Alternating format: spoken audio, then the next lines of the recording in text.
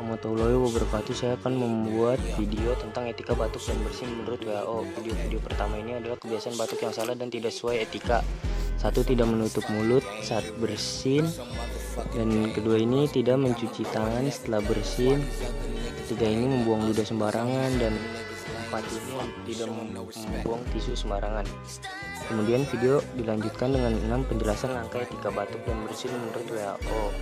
Video pertama ini adalah bersin dengan menggunakan lengan atas atau siku untuk menutupi saat batuk dan bersin. Jika ada tisu, gunakan tisu untuk menutupi bagian hidung dan mulut. Lalu buang tisu bekas batuk dan bersin langsung ke tempat sampah. Tidak lupa mencuci tangan dengan sabun setelah bersin. Menjaga kebersihan tangan adalah salah satu cara untuk menghindari sakit dan penyebaran kuman pada orang lain. Jika sabun dan air tidak tersedia, gunakan pembersih tangan yang mengandung alkohol setidaknya 60% untuk membersihkan tangan dari virus dan kuman.